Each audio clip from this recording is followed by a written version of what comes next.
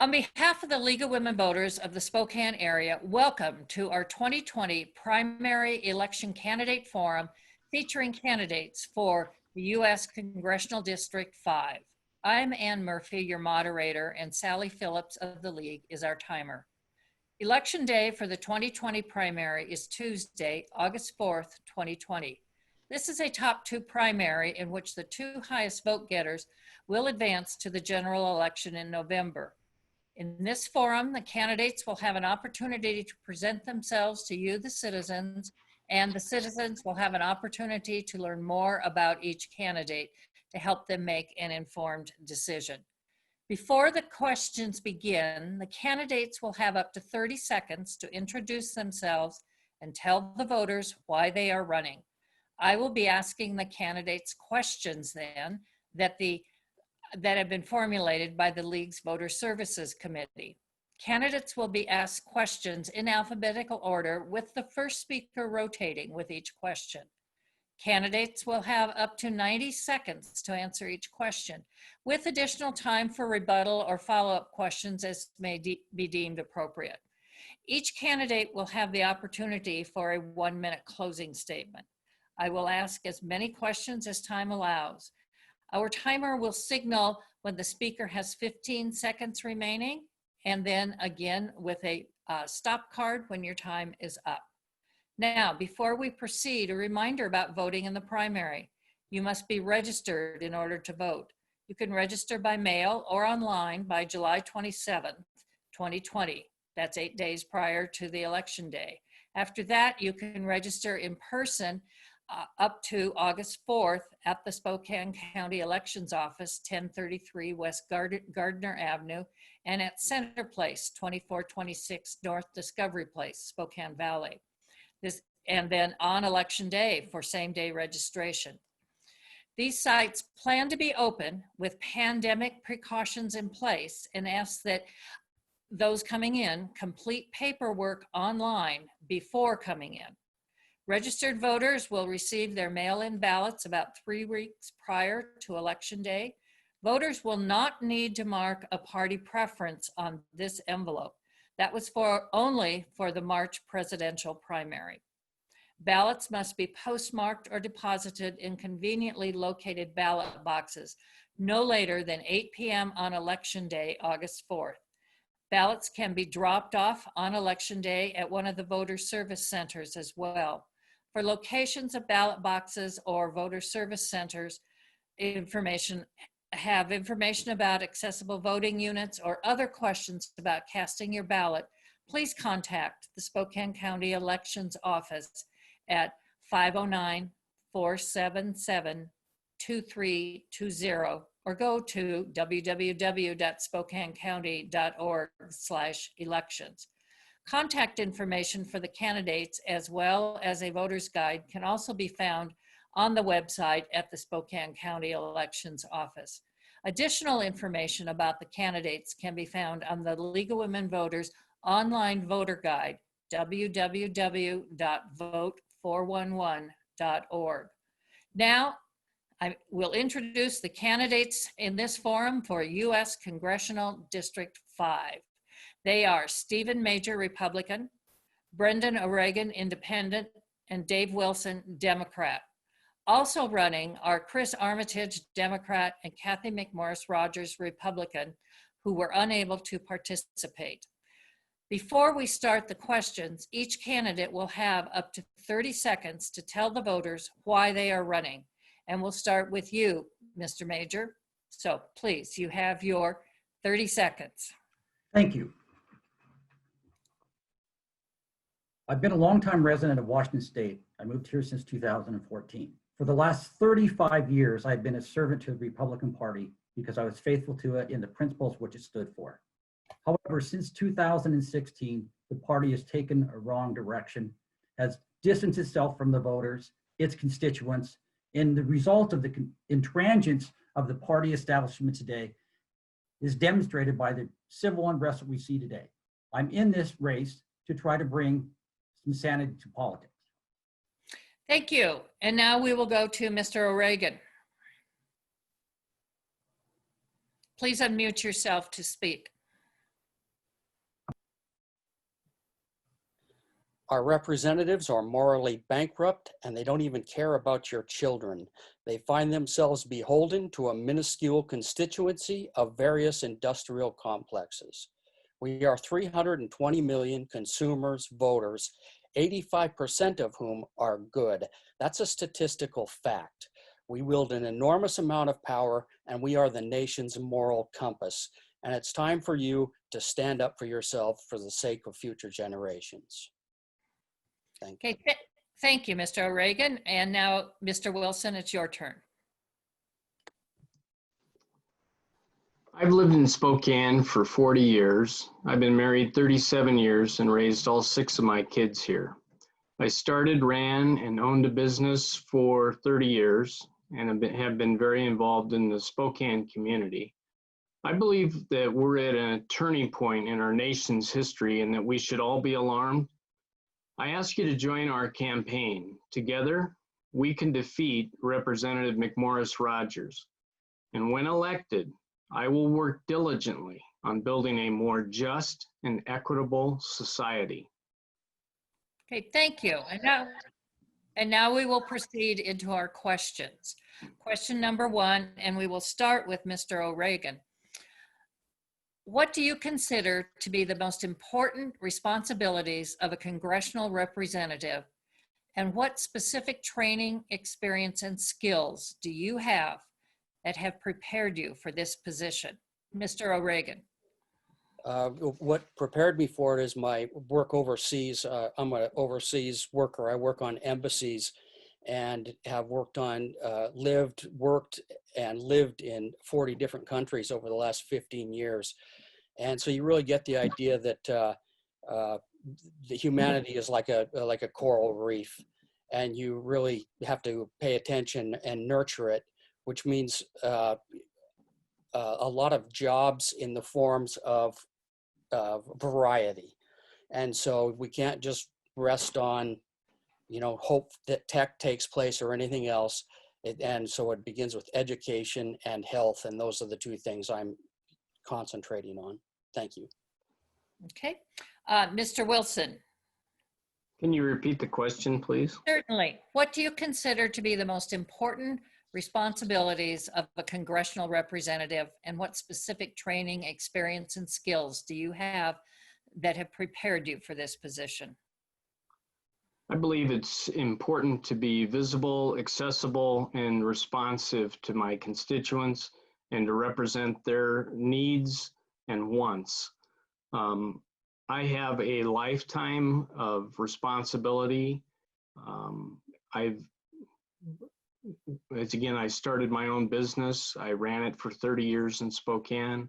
I served on several civic boards, committees, state, regional, national. I have a good professional background in governance and policy making. I was elected to be a commissioner on a national accrediting agency. We met in Washington, D.C. 4 weeks a year, and that gave me a lot of experience helping develop policy for educational institutions and in governance. And I believe that this lifetime of experience has prepared me to be an effective representative, and I look forward to serving my constituents when I'm elected and working in Congress. Okay, thank you. Mr. Major, tell us about how you're prepared for this position. Well, to answer the first part of that question is, what is the single most important aspect of being a congressman or U.S. representative? And that is to diligently represent the interests of those that are in your district, to be their voice in Congress. Secondly, what has prepared me for this is 35 years of being an entrepreneur, small business owner, helping to form policy to state level related to the financial services industry.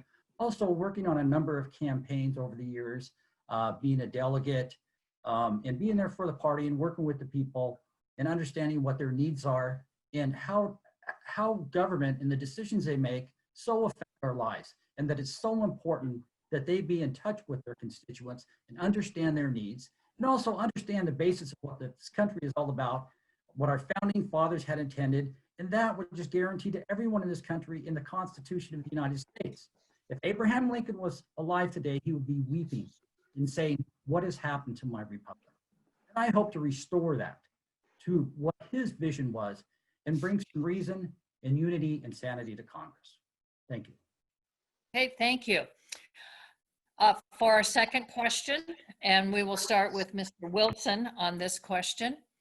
What do you think the federal role should be in addressing racial injustice, use of force by the police and police oversight? What, if any, actions would you support to address these issues? Mr. Wilson.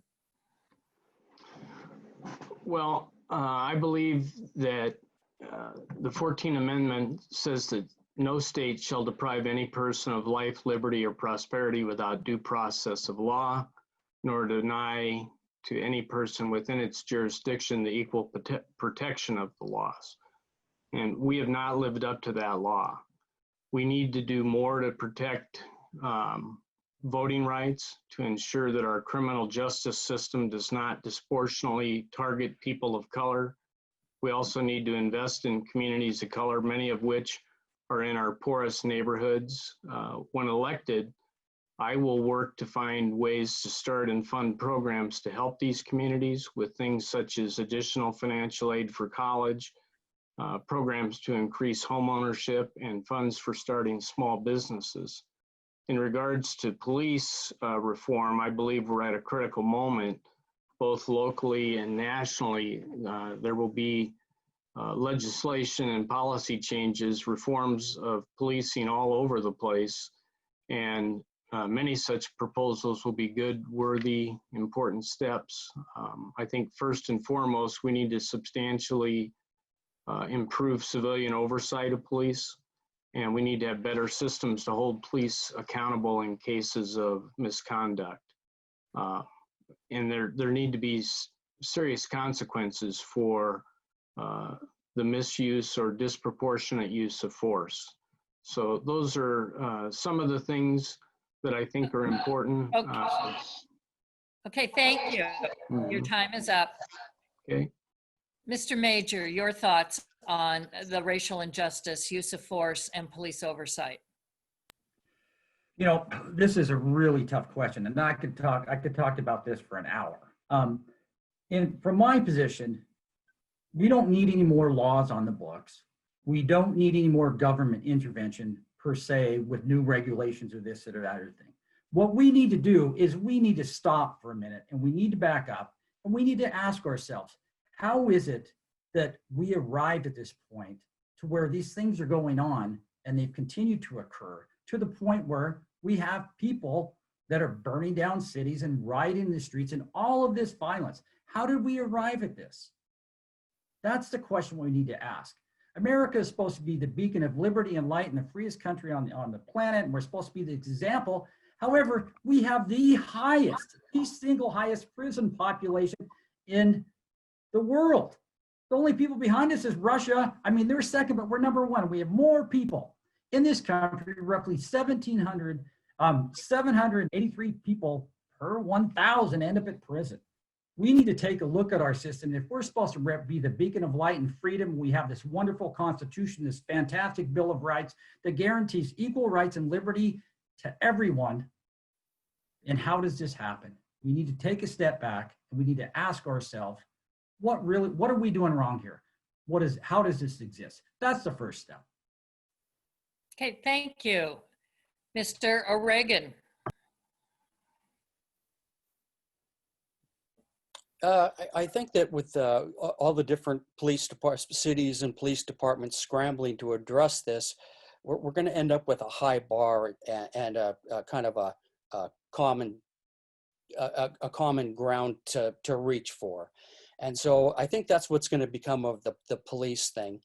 I don't think enough is talked about the judicial injustice. I don't think it's a black thing or their imagination that a black kid is arrested and incarcerated for things that a white kid is not. And I think it's awful transparent, and I think it's meant to cause long-term mental injury. The blatant unfairness demonstrated subtly and not so subtly all throughout the lives of an entire race, in the end, is more devastating to the psyche of a community than witnessing an armed man, a black man shot in the back by a peace officer. And I just don't think it's a hallucination by blacks. I don't think they're talking crazy. I think it's real, and I think it's not spoken to enough. You know, I think it's more of a problem than the police issue, which is problem enough. Thank you.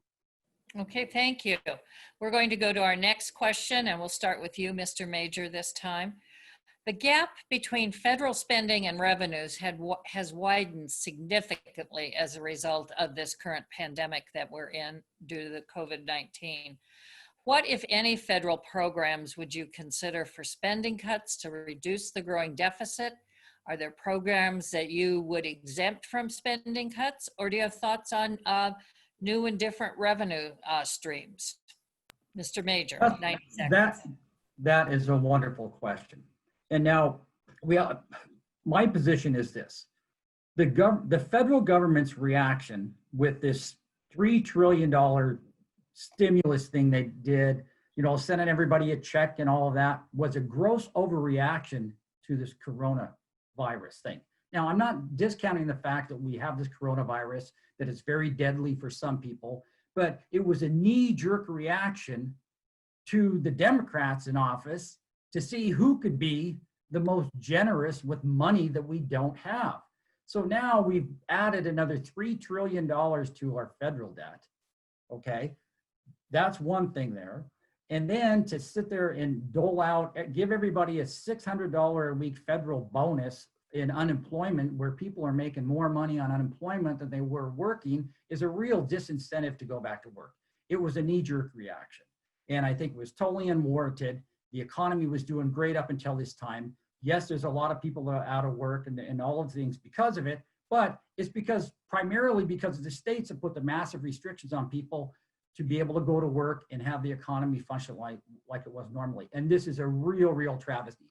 And it's one of those things where our members of Congress are not responding to crises, they're reacting to things. And there seems to be this competition to see who can be the nicest with our federal treasury.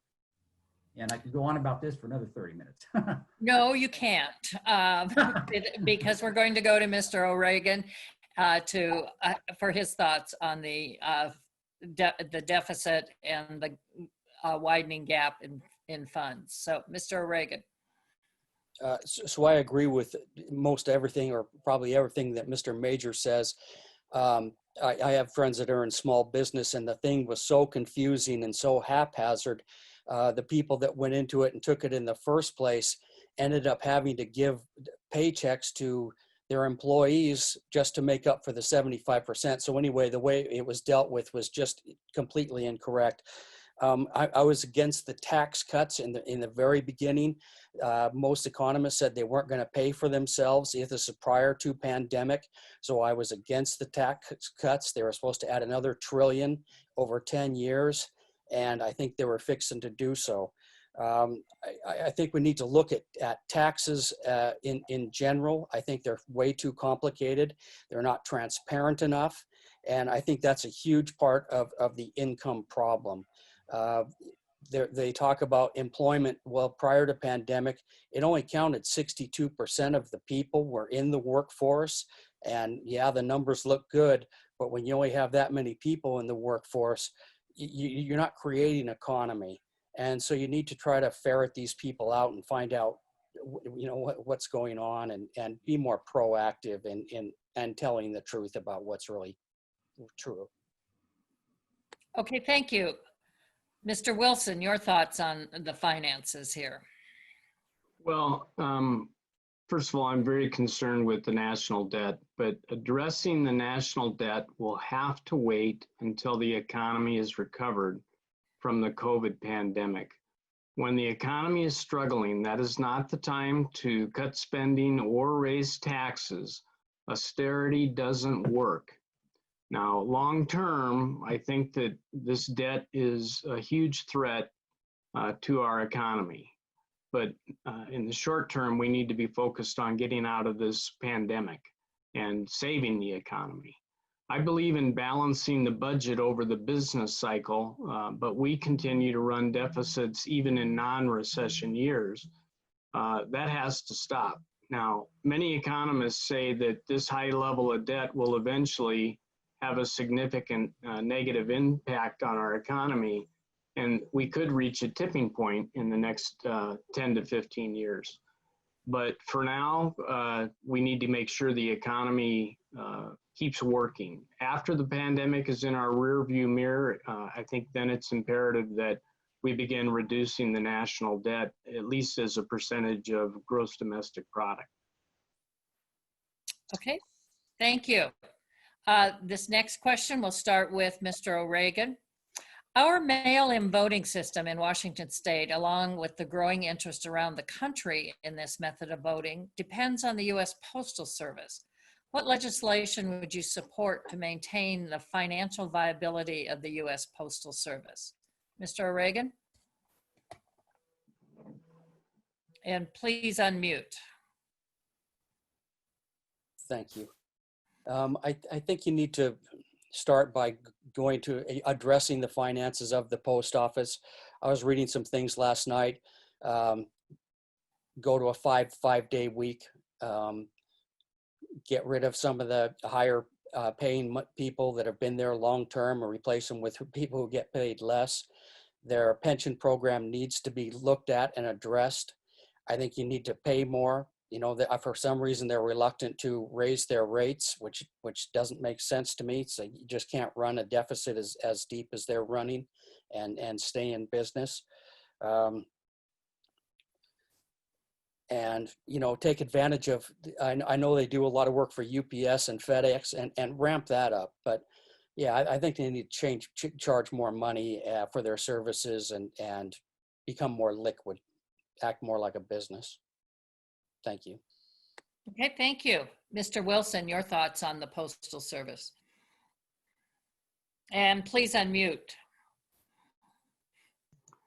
Thanks for the reminder. These new things we have to get used to. Well, the pandemic, of course, has had a devastating effect on the Postal Service. Even with package deliveries to homebound Americans up sharply, total mail volume is down by about a third. The agency projects that those numbers could keep dropping, and that will lead to a substantial loss, maybe over $20 billion in the next year and a half. Without a financial rescue from Congress, they've warned that an agency that normally runs without taxpayer funds could run out of cash as soon as this September. Now, that would result in an interruption of regular delivery for millions of America. And this is especially important in rural areas. The Daily Mail is an economic and medical lifeline. Losing Postal Service would really hurt these small towns like we have in Eastern Washington. It's really a lifeline to those communities. And one last thing, a functioning Postal Service is also a prerequisite for establishing a national vote by mail program for the elections in the fall. And to me, that would be a really good thing to try to accomplish. I don't know if we can do it in this short amount of time, but we need to make sure the post office is kept alive and functioning. Okay, thank you. Mr. Major, your thoughts on the U.S. Postal Service? I have a lot of good friends that work for the Postal Service, fellow veterans and stuff, and they enjoy their job. But first, I got to say one of the things, I'm not a big fan of voting by mail. As we've seen, it leaves the door open for on a tremendous scale. And if anybody thinks that voter fraud in this country does not exist, you know, they need to have their head examined. It does. Voting is one of the, in my life, voting has been my single most important civic duty. And I need to have a say in what I'm doing, and I should be understand enough that I can go down and vote. I can, it's that important that everybody should feel it's that important to go down and vote. Now, as far as the financial troubles that the post office is having right now, I mean, it's terrible. I think the post office offers a great service. As Mr. Wilson was saying, it's necessary for all these things. However, we can't continue to subsidize it at the rate that it is losing. We just can't do that.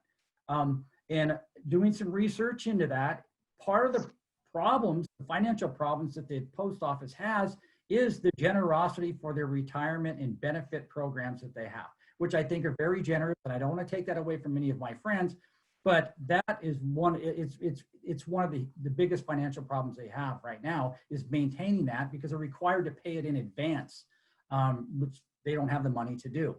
So I think we need to take a look at that, and maybe there needs to be some concessions there, and it needs to be ran more like a business. Okay, thank you. We will start our next question round with Mr. Wilson. Please explain why you do or do not think it is important to reduce the role of money in American elections, or money in politics, or think of campaign financing. Mr. Wilson. Well, I would say all big money in elections and lobbying, while legal, is corrupt. And I believe that this is the root problem in politics today. And it certainly is the root problem in a lot of the problems we have with the highly partisan politics that we have. And I look at this as an upstream problem. If we could fix this problem, it would solve a lot of other problems downstream. Unfortunately, Congress has passed laws in the past that the courts have overturned, and it seems to me that none of those laws will be immune from eventually being overturned. So I think what we need is a constitutional amendment to get big money out of politics. Once it's an amendment, of course, in part of the Constitution, then it cannot be overturned by the courts or tampered with by politicians. The members of Congress spend the bulk of their time in Washington fundraising rather than problem solving and legislating. And this is one of the greatest roadblocks to making government work again. So we need to get the big money out of politics, and we need to go to what I would like to see is a publicly financed campaign election system. Okay, thank you. Your thoughts, Mr. Major? Thank you. I can't say it any better than Dave Wilson just did. So I'm gonna yield my time. That was perfect, Dave. Thank you. Anything else you want to address in that arena of money and politics? No, Dave. Okay, then great. We'll go to Mr. O'Regan and may have time for one more question. Mr. O'Regan. It's what's led me to say the things like minuscule constituency and industrial complexes. I mean, that is where basically the corruption is. The representatives are bought and paid for, and you don't have to look further than healthcare or anything else. So it was one of the things that drove me crazy enough to, well, I will not accept cash donations of any kind. I'm not doing signs. I'm not doing anything like that. Just for this reason. I think I can actually make a dent. And if I don't win this, I'm going to go on to a write-in candidacy after August. But I really feel strongly about it. I just think that candidates can be more creative and yeah, just don't take the money, and then you're not beholden to anybody. And that's how I feel about it. Okay, thank you. Well, we will go to one more question here. What actions or specific legislation, if any, would you support to address the economic and societal changes due to climate disruption, or as some talk about it, even a climate emergency at this point in our world? And we will start with you, Mr. Major. Another great question. Now, there's though, I'm not a climate change crisis guy where I believe that there's something impending that's going to happen tomorrow. We definitely got a problem here. I see it, especially having grown up out on the coast of British Columbia, Canada, and spending all the time that I have out in the wilderness and on the coast and fishing and all that stuff. Over the years, I've seen what's happening up there. There are these changes that are going through, that ocean temperatures are rising, and whatever is causing it, something is causing it. It is having an economic impact also an ecological impact. Because I have a lot of friends who are First Nations that work in the fishing industry up there. And the salmon runs are minuscule and they're not like they used to be, and it's because of weather conditions. Now, the first thing we got to do is we got to have an honest debate about this. And we got to get these people that have some agenda, our lobbyist friends that are throwing money at politicians and bringing in their experts that are going to discount. We don't have a problem here. You're nuts because you're thinking this, or you're nuts because you're thinking that. But data does support that there's something going on here, but we need to address it. What I would suggest that we do is we try to put together maybe an independent body of some sort that's going to be completely unbiased, examine the evidence, and see where we need to spend some money. Also, pollution, you can't talk about pollution and climate change. They're intertwined so much, I think, especially if you look at the amount of garbage and plastic that's in the ocean right now. And, I mean, there's so many particles in the fish that we're eating out of the ocean right now that we're poisoning ourselves. We've got to look at these things combined. Okay, thank you. Mr. O'Regan? I believe Mr. Major is right. I think the conversation, for some reason, there are those who say it's a hoax, which I find odd.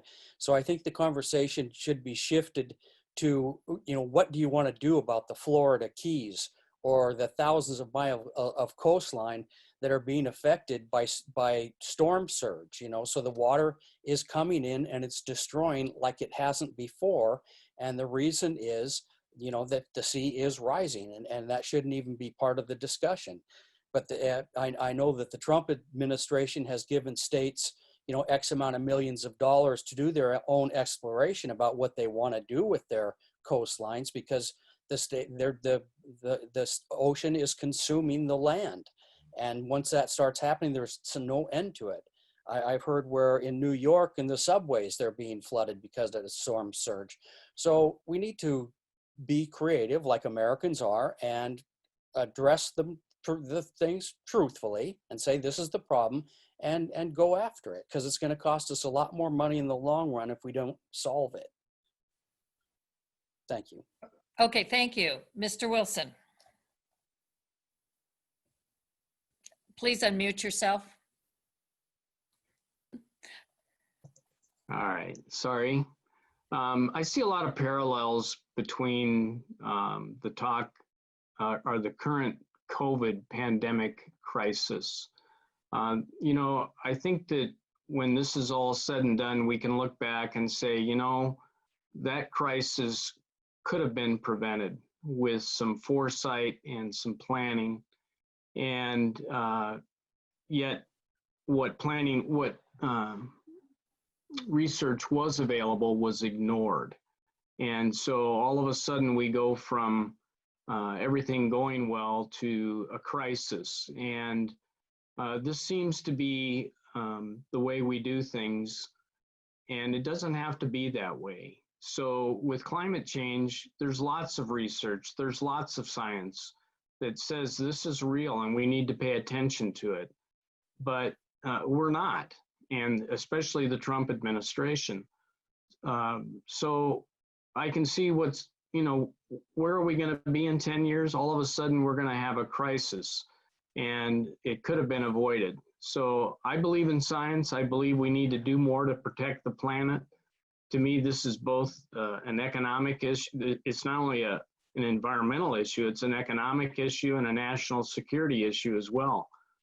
We need to move towards a carbon neutral economy and embrace an overhaul of our energy infrastructure with investments in clean, renewable energy sources like wind and solar power. This is an area where there's lots of room for innovation and lots of potential for economic recovery and growth.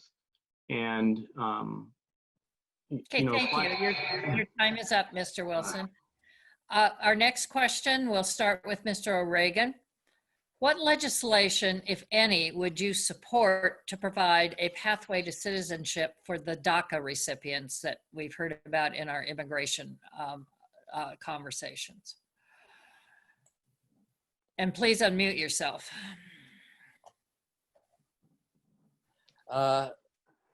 So my stance on this is we need to put the thing to bed. I think it's been beat around too much. I'm a little bit firm. I'm a little bit hard on it. I think they're here under kind of false pretenses, and so there probably shouldn't be a road to citizenship in my mind. It doesn't mean I can't be swayed. I'm a reasonable man. I feel like if they are convicted of a felony, then perhaps they should think about living in another country. Like I say, I work all over the world and I see people pretty much equally, but again, you know, they're kind of here under false pretenses. And, you know, it's important to understand that you know, especially with, anyway, yeah, the DACA thing, that's how I feel about it. I'm willing to discuss it. Okay. Mr. Wilson, your thoughts? Well, I think DACA is safe for now due to the recent Supreme Court ruling. I support comprehensive immigration reform that secures the borders and incentivizes undocumented immigrants to move out of the shadows and start paying federal taxes. To me, immigration is one of the things that makes America a great country. You know, people come to America because they believe in the promise of building a better life here. And we need immigration reform that recognizes the good and noble motives of those who come here fleeing poverty and oppression.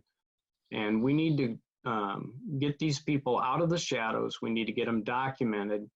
And then we need to create a path to citizenship, not a policy that criminalizes these people's fear and hope for a better life. It's really important that they have that hope that there's a way that they can become citizens in a legal way. Okay, thank you. Mr. Major, your thoughts?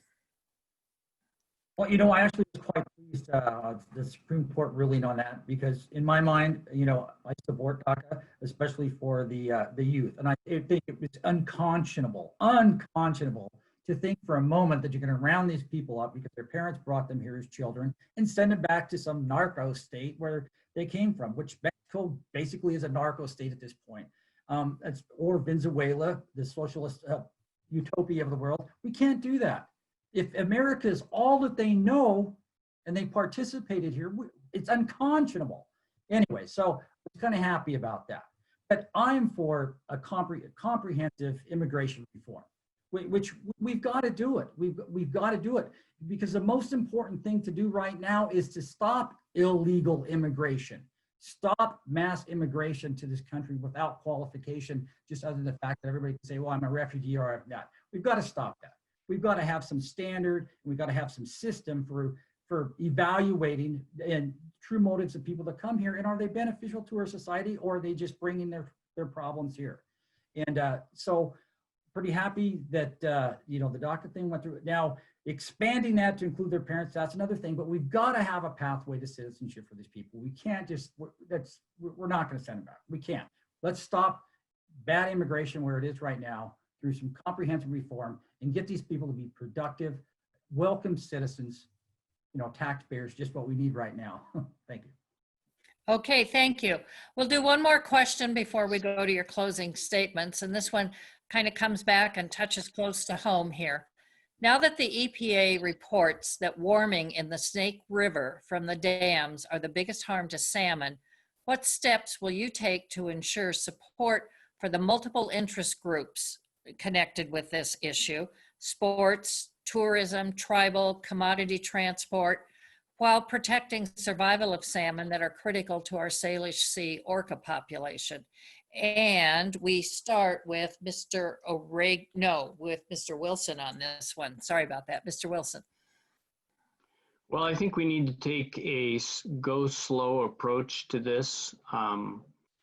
You know, the dams provide a lot of good to this area of the country. I think that if, you know, if we had to redo it, maybe we wouldn't put them in place, but now that they're here, I think that they do more good than harm. Number one would be all the green and clean energy that they produce. I think that the consequence of breaching the dams would do direct harm to wheat growers of the Palouse.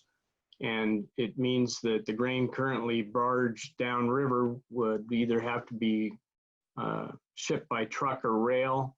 And the direct harm to wheat growers would be significant in the fact that it would increase the cost of getting their products to market.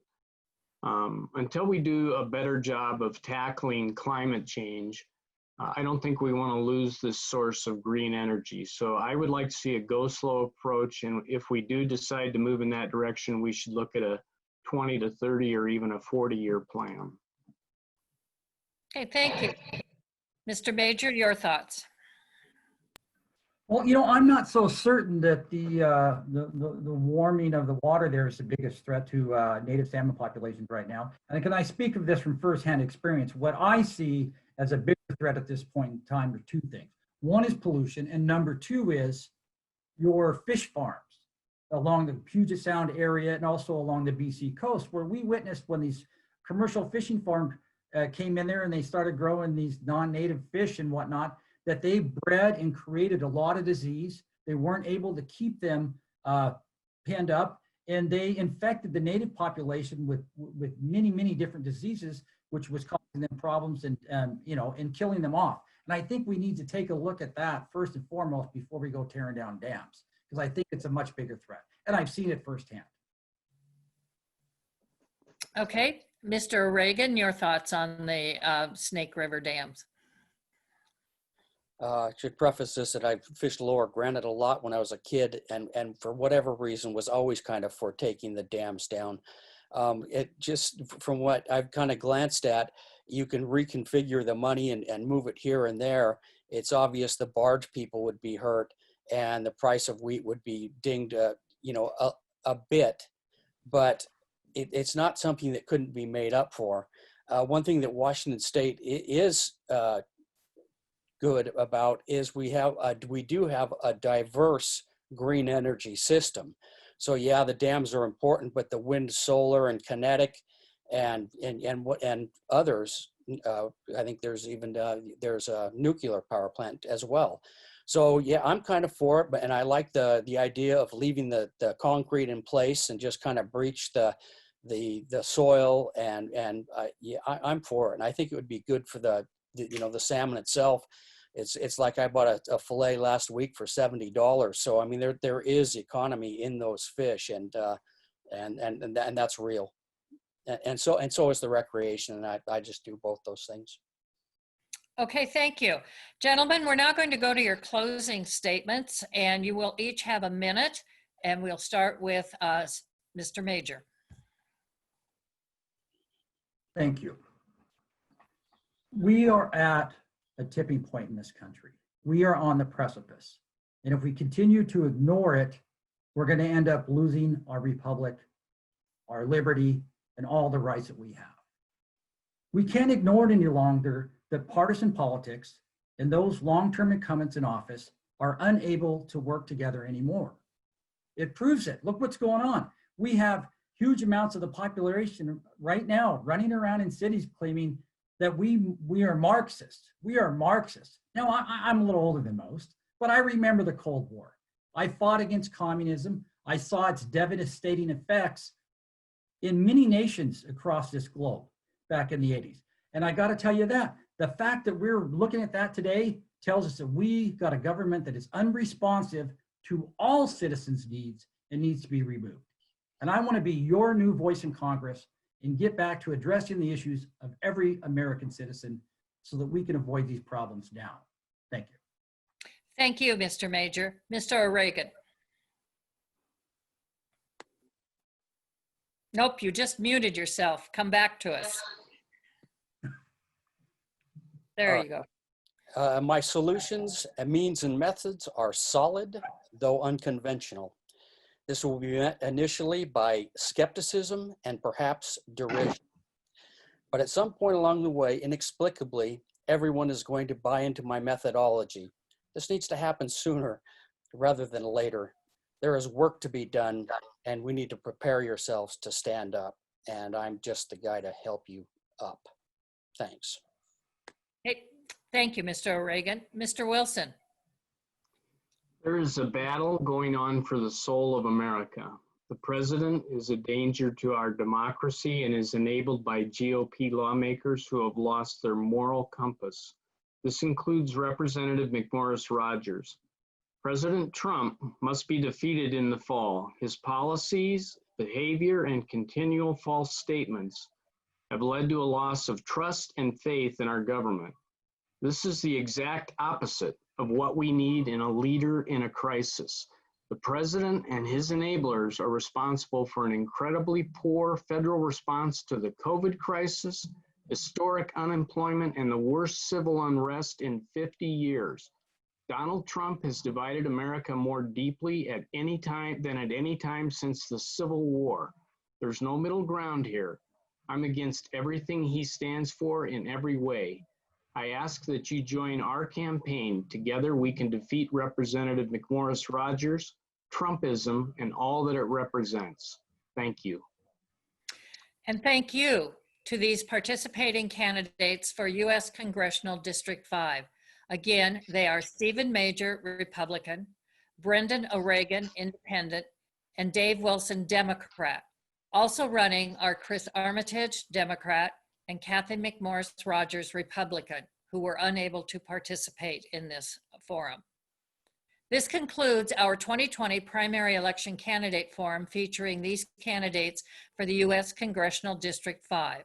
The League plans to host a general election forum in late September for the top 2 finishers in this race. And once again, here's a reminder about voting in the primary. Ballots must be mailed or deposited in ballot boxes in convenient community locations by August 4th, 2020, or they can be dropped off at one of the voter service centers on August 4th. If you mail them, they must have a postmark of August 4th on it. The top 2 vote getters in this race will advance to the general election. And in order to vote, you must be registered to vote. So you can register by mail or online by July 27th, or you can register in person by August 4th at the elections office. For more information on voting procedures, go to www.spokanecounty.org/elections. And if you have special concerns regarding casting your ballot, contact the elections office. Again, that phone number is 509-477-2320. On behalf of the League of Women Voters of the Spokane area, thank you to all of the candidates for their participation in this forum. We hope this has given you, the voters, information about the candidates that will help you make an informed decision when marking your ballots by Tuesday, October 4th. Additional voter service information is available through the League of Women Voters at www.LWVSpokane.org. You can also learn more about the candidates at the League of Women Voters online voter guide, www.vote411.org. Thank you for joining us.